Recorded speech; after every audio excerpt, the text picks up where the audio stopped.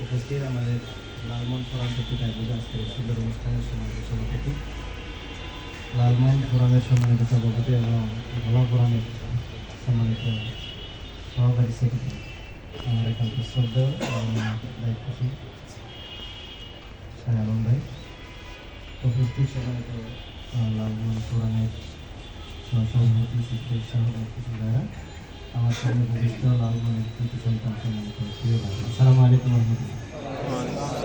আমরা আল্লাহ শুক্রিয়া রেখেছি রমজানের এই গুরুত্বপূর্ণ দিনে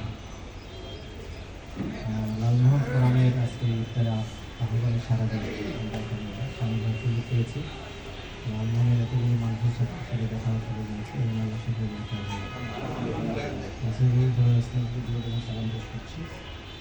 আমাদের সকল শহীদদেরকে আমরা স্মরণ করছি এবং সম্মানিত ভাইরা সবাই একটু পরে আগাম দিয়ে দেবে। আমরা ভোলা ফোরাম গঠন করেছি।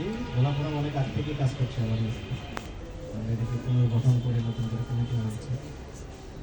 আজকে আমরা স্মরণ করছি যেদিন আমাদের ভোলা ফোরামের কমিটি যেদিন ঘোষণা হয়েছিল, সেই দিন যে ভাইরা আমাদের সাথে ছিলেন তার মধ্যে একজন ভাই আজকে আমাদের মাঝে নাই। 4-3 দিন পরে রোগ অ্যাক্সিডেন্ট করে মারা গেছে আমাদের ইব্রাহিম ভাই। আমাদের শিহাব আর ইব্রাহিম পাশাপাশি বসেছিল, আজকে শিহাব একটা বসে আছে। আমাদের প্রফেশনের বাড়ি আপনারা শুনেছেন পত্রিকা থেকে আসছিলেন। আমরা আজকের অনুষ্ঠান থেকে আমাদের প্রিয় ভাই ইব্রাহিমের শাহাদাতের মধ্যে এরকম ছোট্ট দুটা সন্তান আছে, খুবই মর্মান্তিক একটি ঘটনা। সেদিন ছিল তাদের বিবাহ বার্ষিকী। স্ত্রী বাসায় প্রস্তুত হয়ে আছে স্বামীকে সেলিব্রেট করতে।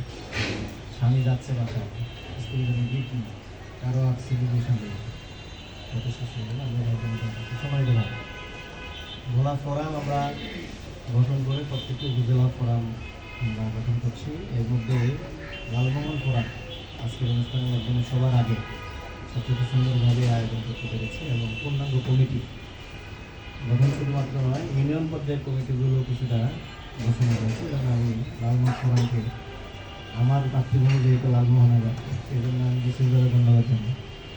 আমরা আশা করছি এভাবে আমাদের ভোলার প্রত্যেকটি থানা, উপজেলা এবং ইউনিয়ন এইভাবে যদি আমরা আমাদের সাংগঠনিক কার্যক্রমগুলোকে এগিয়ে নিয়ে আসতে পারি, আমাদের ভোলার সকলকে একত্রিত করা এবং সংগঠিত করা আমাদের জন্য সহজ হবে।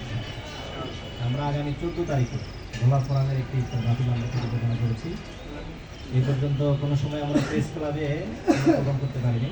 আগামী 14 তারিখে আমরা ভোলা ফোরামের একটা পার্টিটা আমরা ওখানে রেখেছি এবং সেখানে আমাদের ভোলার সাবেক এমপি যারা আছে, বিশেষ করে মেজর হাফিজ, নাজরুদ্দিন আলম, ইব্রাহিম, হাফিজ ইব্রাহিম এবং আন্দাজুর রহমান পাঁচফল, 4 জনকে আমরা ট্রাই করছি। এবং সামনে যারা নমিনেশন দেওয়া আছে জামাতের পক্ষ থেকে, বিএনপির পক্ষ থেকে সংলগ্ন, তাদেরকে আমরা দাওয়াত দিব এবং 2 দলেরই জামাত এবং বিএনপির জেলা সভাপতিদেরকে আমরা দাওয়াত দিব।